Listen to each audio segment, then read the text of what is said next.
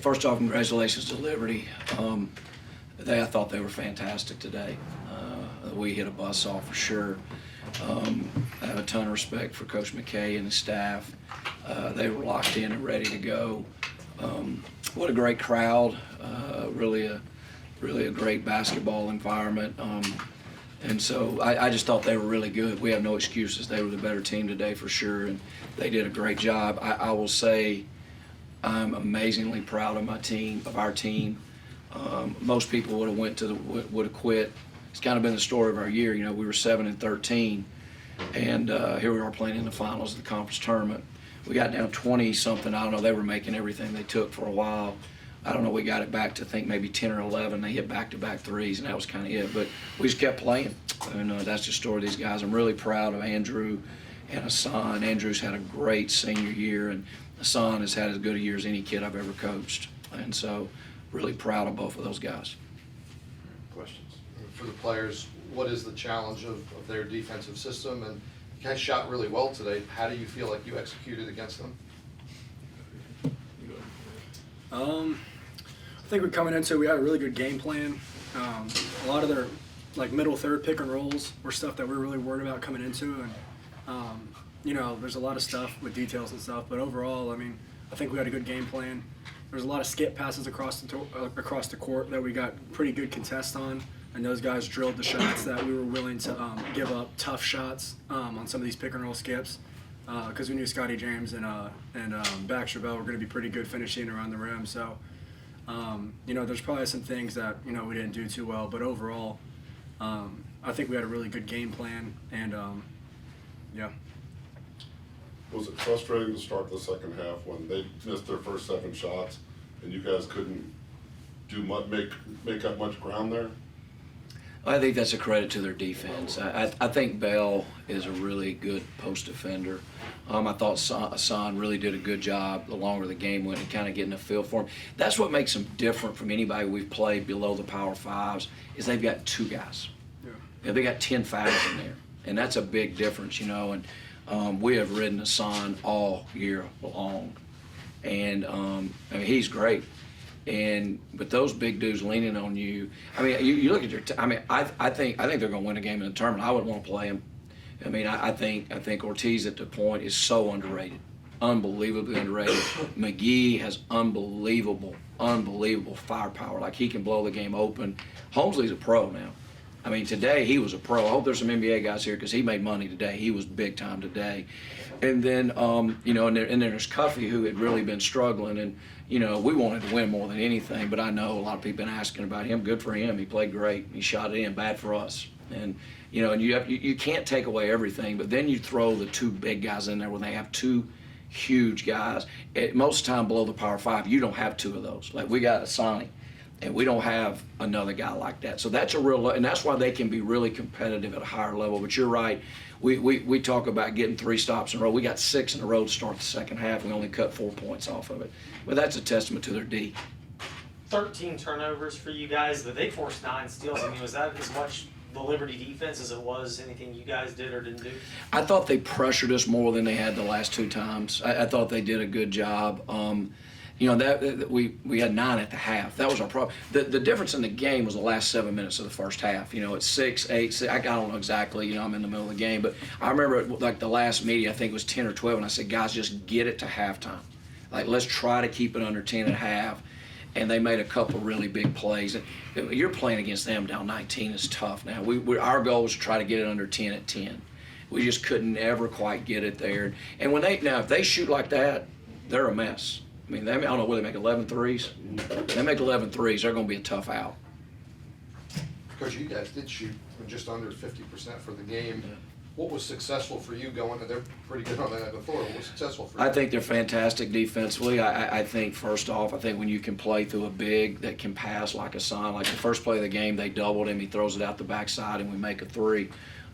He's special. He's a special talent. I thought Flem had a really nice game. We had some other. I thought we got stagnant in the first half, but the second half the ball moved a little more. We got some back cuts and got behind them. But they're fantastic, you know. But I just hope everybody here knows how proud I am of our team and the way we fought, because I mean these kids have been unbelievable. I mean, we lost 7,700 points from last year, and then 2 of the guys that started our first scrimmage are hurt and out for the year, and you just bet on character, and that's what these kids are. Awesome kids. For the players, does seeing that defensive system that they run, having seen it before, do you feel a little more comfortable the next time you face them? Yeah, we feel confident next time we play them to move the ball and stick to the game plan. Like Coach said, in the first half, we got a little stagnant and the ball stuck too much, and they was forcing us to take shots that we really didn't want to take, and we didn't plan on taking.